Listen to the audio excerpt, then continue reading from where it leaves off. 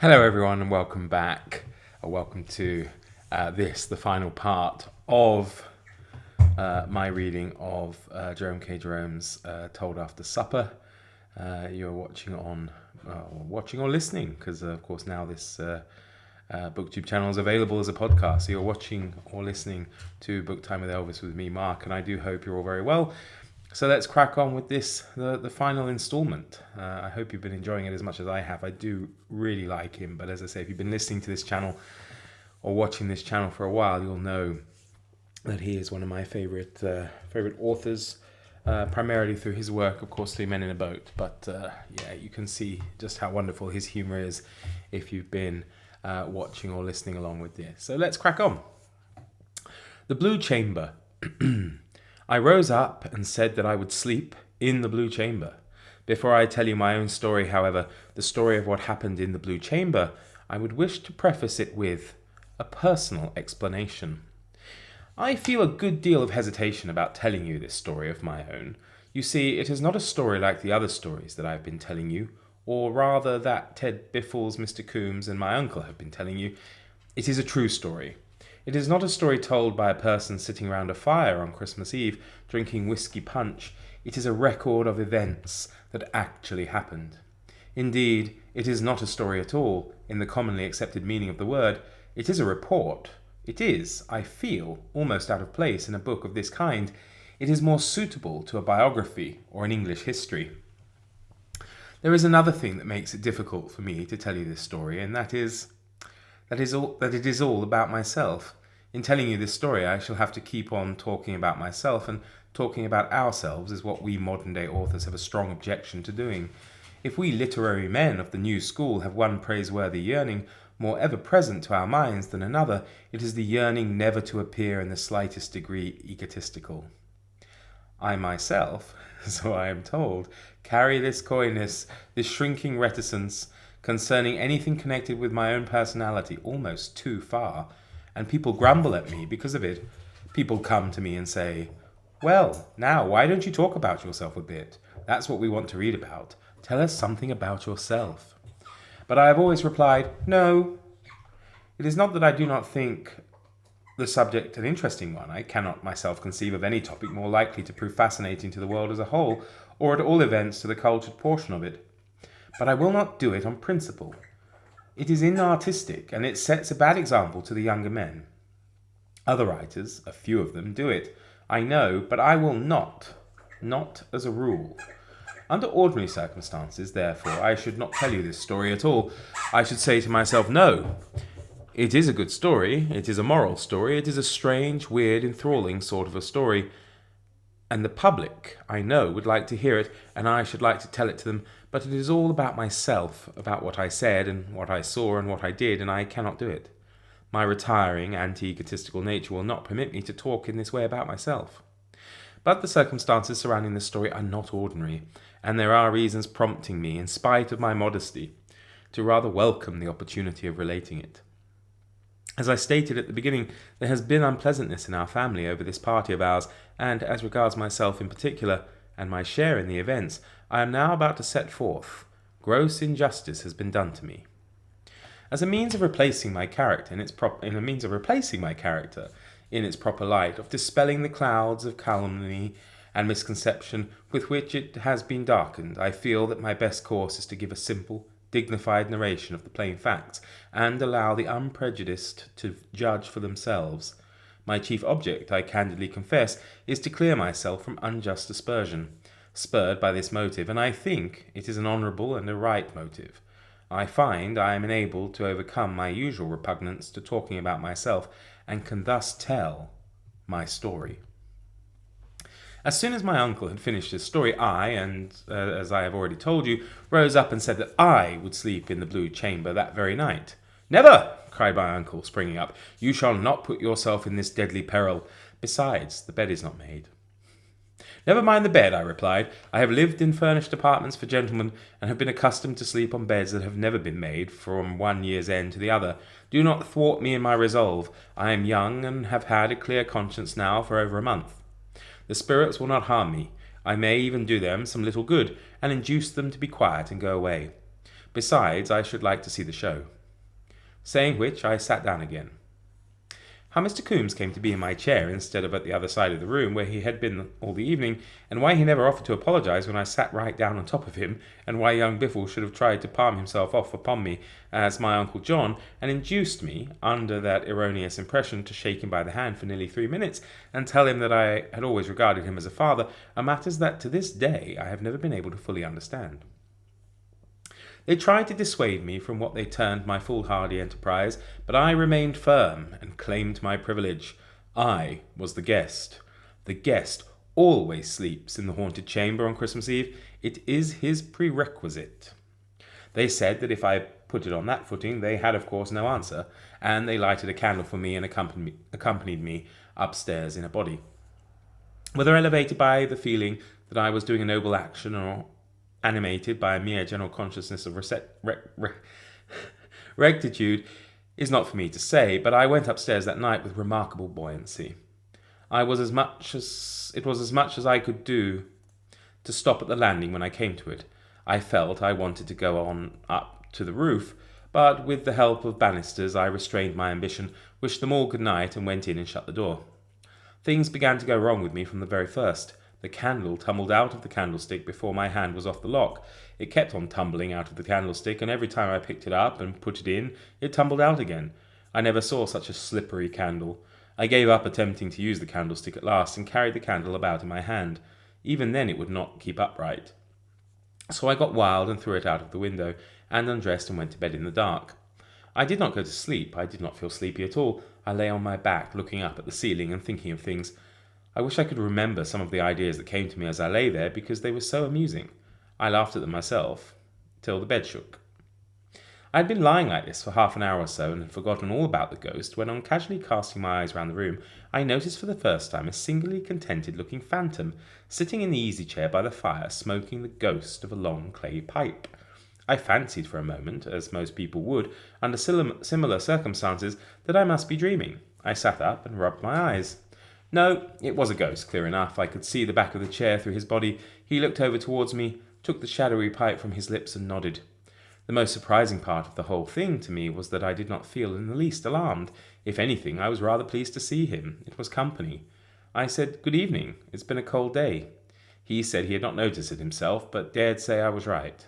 We remained silent for a few seconds, and then, wishing to put it pleasantly, I said, "I believe I have the honour of addressing the ghost of the gentleman who had the accident with the weight." He smiled and said it was very good of me to remember it. One weight was not much to boast of, but still every little helped. I was somewhat staggered at his answer. I had expected a groan of remorse. The ghost appeared, on the contrary, to be rather conceited over the business. I thought that as he had taken my preference to the weight so quietly, perhaps he would not be offended if I questioned him on the organ grinder. I felt curious about that poor boy. "Is it true," I asked, "that you had a hand in the death of an Italian peasant lad who came to town once with the barrel organ that played nothing but Scotch airs?" He quite fired up. "Had a hand in it?" he exclaimed indignantly. "Who has dared to pretend that he assisted me? I murdered the youth myself. Nobody helped me. Alone I did it. Show me the man who says I didn't." I calmed him. I assured him that I had never in my own mind doubted that he was the real and only assassin, and I went on to ask him what he had done with the body of the cornet player he had killed. He said, to which one might you be alluding?" "Oh, were there any more then?" I inquired. He smiled and gave a little cough. He said he did not like to appear to be boasting, but that, counting trombones, there were 7. "Dear me," I replied, "you must have had quite a busy time of it, one way or another." He said that perhaps he ought not to be the one to say so, but really speaking of ordinary middle society, he thought there were few ghosts who could look back upon a life of more sustained usefulness. He puffed away in silence for a few seconds while I sat watching him. I had never seen a ghost smoking a pipe before that I could remember, and it interested me. I asked him what tobacco he used, and he replied, "The ghost of cut Cavendish as a rule." He explained that the ghost of all the tobacco that a man smoked in life belonged to him when he became dead. He said he himself had smoked a good deal of cut Cavendish when he was alive, so that he was well supplied with the ghost of it now. I observed that it was a useful thing to know that, and I made up my mind to smoke as much tobacco as ever I could before I died. I thought I might as well start at once, so I said I would join him in a pipe, and he said, "Do, old man," and I reached over and got out the necessary paraphernalia from my coat pocket and lit up.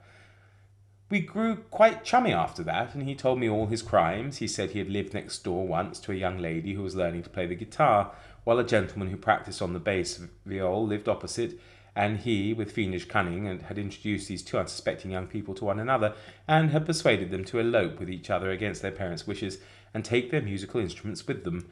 And they had done so, and before the honeymoon was over, she had broken his head with a bass viol, and he had tried to cram the guitar down her throat, and had injured her for life. My friend said he used to lure muffin men into the passage and then stuff them with their own wares till they burst and died.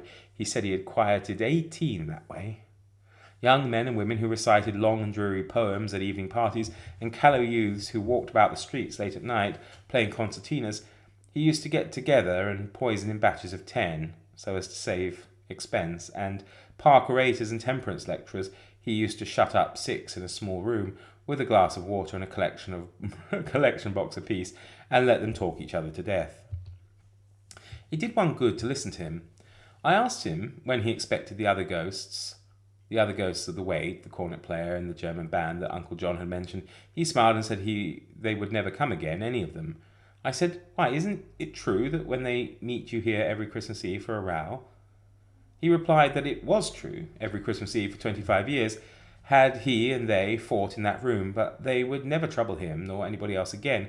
One by one had he laid them out, spoiled and utterly useless for all haunting purposes. He had finished off the last German band ghost that very evening, just before I came upstairs, and had thrown what was left of it out through the slit between the window sashes. He said it would never be worth calling a ghost again. "I suppose you will still come yourself, as usual," I said. "They would be sorry to miss you, I know." "Oh, I don't know," he replied. "There's nothing much to come for now, unless," he added kindly, "you are going to be here. I'll come if you will sleep here next Christmas Eve." "I have taken a liking to you," he continued. "You don't fly off screeching when you see a party, and your hair doesn't stand on end. You've no idea," he said, "how sick I am of seeing people's hair standing on end." He said it irritated him. Just then a slight noise reached us from the yard below, and he started and turned deathly black. "You are ill," I cried, springing towards him. "Tell me the best thing to do for you. Shall I drink some brandy and give you the ghost of it?"